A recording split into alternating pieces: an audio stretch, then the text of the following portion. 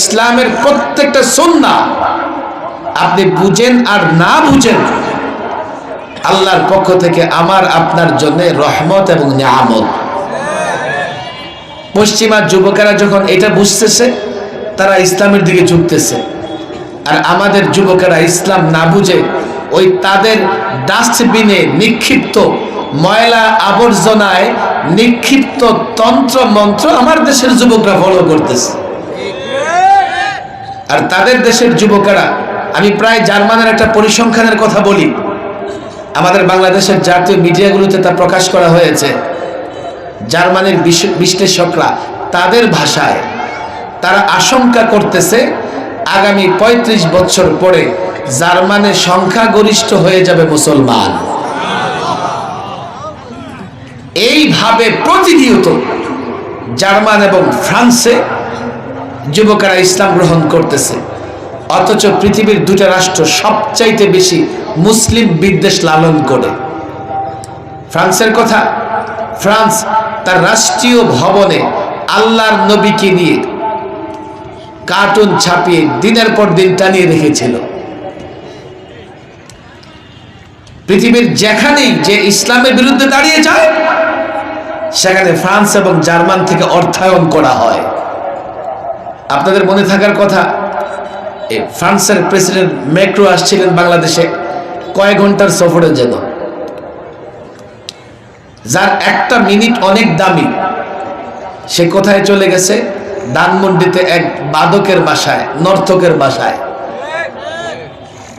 তবলা বাজায়, হারমোনি বাজায়, তার বাসায় গিয়ে আড্ডা দিতেছে। জাতি কেউ তাকে চেনে না, তবে সে সেখানে কেন গেছে? ওই কুলাঙ্গার কয়েক বছর আগে ইসলামকে কটাক্ষ করে নাটক লিখেছিল। এর জন্য লোকটার হাতে সময় নাই, কিন্তু ঠিকই ইসলাম বিদ্বেষ যার ভিতরে আছে তার বাড়িতে যাওয়ার সময় বের করে দিছে। এই তো রমাদান মাস আসতেছে, আমি একটা কথা প্রায় বলি না, আপনারাও দেখেন, রমাদান আসলে হোটেল সালাদিয়ায় ভরে যায় ২৫০০-এর মোড়ে। এরপরে কি মাধবদীর মোড়ে গিয়ে দেখবেন যে হোটেল সালাদিয়া ভিতর থেকে হাট্টা কাট্টা মোহাম্মদ আলী কেলে টাইপের যুবকেরাও মুখ মুছতে মুছতে দিনের বেলায় বের হইতেছে। অথচ এই যুবক জানে না এই ফরজ বিধানের পেছনে তার দুনিয়া আখিরাতের কল্যাণ আছে। এই ফরজ বিধান পালন করলে তার দৈহিক প্রশান্তি আছে, তার রোগ নিরাময় আছে, এগুলো সে জানে না। এবং সে এটাও জানতে চেষ্টা করে না এই ফরজ বিধান পালন করলে মরার পরে আল্লাহ তাবারক ওয়া তাআলা তার জন্য কি নিয়ামত রেখে দিয়েছেন, জানে না, বুঝে না। পশ্চিমা চিকিৎসকরা অমুসলিম রোগীদেরকে বলতেছে মুসলমানদের মতো রোজা রাখো।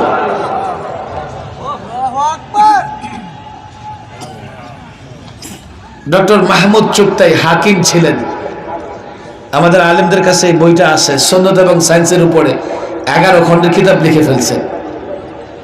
সেখানে প্রত্যেকটা সুন্নাহ বৈজ্ঞানিক দৃষ্টিভঙ্গি, এক একটা সুন্নাহ পালন করলে আপনার দুনিয়াবি কি ফায়দা হবে, শারীরিক কি ফায়দা হবে, আপনি কিভাবে রোগ থেকে মুক্তি লাভ করতে পারবেন, এবং অসংখ্য সুন্নাহর কথা আছে। আমি আলেম মাদ্রাসার ছাত্রদের বলি, এক একটা সুন্নাহ যৌক্তিক জায়গা থেকে, সায়েন্সের জায়গা থেকে, দলিল প্রমাণের জায়গা থেকে জাতির সামনে উপস্থাপন করার চেষ্টা করো। যদি বলো এটা কি, এটাই হচ্ছে উদউ ইলা সাবিলি রাব্বিক বিল হিকমাতি ওয়াল মাউইজাতিল হাসানা। হিকমা এবং মাউইজায়ে হাসানা কি জিনিস? হিকমা এবং মাউইজায়ে হাসানা অনেক ব্যাখ্যা আছে। একটা ব্যাখ্যা হলো এমন, যাকে তুমি দাওয়াত দিবা, কিভাবে দাওয়াতটা দিলে সে সহজে গ্রহণ করবে সেই পদ্ধতিটা তুমি শিখে নাও। কলেজ ইউনিভার্সিটির ছেলেকে দাওয়াত দিবা, কিভাবে এই দাওয়াতি কাজ, দাওয়াতি বিষয়টাকে উপস্থাপন করলে সে সহজেই মেনে নেবে। আমাদের সাধারণ মুসলমানদেরকে দাওয়াত দিবা, একজন নাস্তিকের সামনে দিন পেশ করবা, কিভাবে পেশ করলে, একজন অমুসলিমকে দাওয়াত দিবা, কিভাবে দাওয়াত দিলে এই দাওয়াতটা সে গ্রহণ করবে, এই পদ্ধতি তুমি আবিষ্কার করো। এটাই হিকমত, এটাই মাউইজায়ে হাসানা। দীর্ঘ কথা, আমি ভিন্ন দিকে চলে যাচ্ছি। আপনারা ক্লান্ত না তো? জোহরের পরে প্রোগ্রাম শুরু হইলেও জোহরের পরে তো আর কেউ আসেন নাই। বলে দেয় যে জোহরের পরে আসেন, আসে কখন? মাগরিবের পরে। এত তাড়াতাড়ি ক্লান্ত হইলে হবে? এখনো অনেক বড় বড় আলেমরা বাকি আছে, ওনারা আজকে ওয়াজ করবে। আমার মনে অনেক ব্যথা, আমি আজকে কথা গুছাইতে পারবো না। এই যে রাখাল রাখাল এক নাস্তিক অশ্লীল কবিতা লিখছে। আমার মনে হয় তাসলিমা নাসরিনের পরে এত অশ্লীল কবিতা খোদ আল্লাহকে নিয়ে এই বাংলাদেশের ভূখণ্ডে কেউ লেখে নাই। আমাদের আলেম ওলামায়ে কেরাম প্রোগ্রাম করেছে, প্রতিবাদ করেছে, আমরাও লিখনির মাধ্যমে প্রতিবাদ করছি। এবং এই প্রতিবাদকে যথেষ্ট মনে করতেছি। আমার দুঃখ ওই জায়গায়, এই প্রতিবাদকে একটা মিছিল মিটিংকে আমরা যথেষ্ট মনে করতেছি, ফেসবুকে একটা স্ট্যাটাস দেওয়াকে যথেষ্ট মনে করতেছি। আজকে সামাজিক যোগাযোগ মাধ্যমে ছড়িয়ে পড়েছে এক টুপি দাড়িওয়ালা, আবার নাকি মাদ্রাসায় পড়ছে, সে এখন প্রকাশ্য নিজেকে নাস্তিক ঘোষণা দিয়ে দিচ্ছে। আবার গতকাল দেখলাম আমাদের বাংলাদেশের বহুত্ববাদে বিশ্বাসী, বহুত্ববাদে লালন ভক্ত লোকেরা যারা চিনে, ফরহাদ মাজহার, সে আজান নিয়ে এক কবিতা লিখছে, আল্লাহ মাফ করুন, যেখানে মুয়াজ্জিন এবং এই মুসলিমদেরকে চরমভাবে কটাক্ষ করছে। এটা তার উল্টা বুঝবার কারণে সে বলতে চাইছে আল্লাহ তো আস্তে বললেও শোনে, জোরে বললেও শোনে, তাহলে তো চিল্লাইয়া আজান দিতে হবে কেন? তার অভিযোগটা ছিল যে আল্লাহ আস্তে বললেও শোনে, জোরে বললেও শোনে, তাহলে এত জোরে মাইক লাগাইয়া আজান কেন দিতে হবে?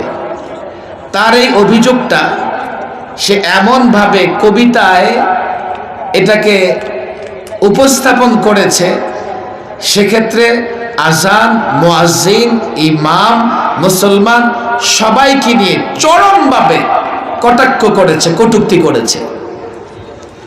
আমি বলি, বেটা, ইসলামে তো সস্তাই, তোমার মতো লালন ভক্ত, তোমার মতো বহুত্ববাদ ভক্ত যে কেউ ইসলাম বুঝে যাবে? এত সোজা? তুমি অনুর্বর মস্তিষ্ক দিয়ে ইসলাম বুঝে ফেলবে? আমরাও বিশ্বাস করি আল্লাহ মনের খবর রাখেন, আস্তে জোরে সব আল্লাহ শোনেন, কিন্তু আজান কেন দেওয়া হয় সেটাই তো তুমি বুঝো নাই। আজান তো হচ্ছে এলান, আজান দিয়ে লোকদেরকে মসজিদমুখী করা হয়। এই লোকেরা তো আস্তে জোরে সব শোনে না। কথা ঠিক না বেঠিক? আমার আল্লাহ আস্তে জোরে সব শোনেন, অন্তরে খবর রাখেন, কিন্তু আমি যাদেরকে এলান করব, আমি যাদেরকে মসজিদ আহ্বান করব, আমি কানে কানে মসজিদের ভেতরে বলতে থাকলে তারা কি শুনবে? আজান দেওয়া হয় লোকদেরকে মসজিদে ডাকার জন্যে। এই জন্যেই সাহাবায়ে কেরামের মধ্য থেকে ওনারাই মুয়াজ্জিন ছিলেন যাদের ভয়েস বড় ছিল, চড়া ছিল, যত জোর আওয়াজ পৌঁছে দেওয়া যায়। এই জন্যই এখন মাইকে আজান দেওয়া হয়, যাতে যত মুসলমানের কানে আজানের আওয়াজ পৌঁছে দেওয়া হয়। এটা হচ্ছে আজানের উদ্দেশ্য। আর সে মনে করছে, আমি আবারও বলি, দেখেন, দু চারটা প্রবন্ধ পত্রিকায় লিখলে, একটু বিনা পয়সায় বুদ্ধি ছড়াইলেই ইসলাম নিয়ে বুদ্ধিজীবী হওয়া যায় না। আবুল হেকাম ইসলামে সে আবু জাহেল হওয়া যায় না। এইভাবে দিনের পর দিন এক একজন প্রকাশ পাইতেছে। আমরা একজনকে নিয়ে একটা মিছিল, একজন মিটিং করে আমরা ক্ষান্ত হয়ে যাচ্ছি, আমরা কিন্তু নাস্তিকতার জোয়ার সয়লাব থামাতে পারবো না। যার জন্য উদউ ইলা সাবিলি রাব্বিকা বিল হিকমাতি ওয়াল মাউইজাতিল হাসানা ওয়াজাদিলহুম বিল্লাতি হি আহসান। আমরা বিতর্ক করলে উত্তম পন্থায় করব, আর ব্যাপকভাবে দাওয়াত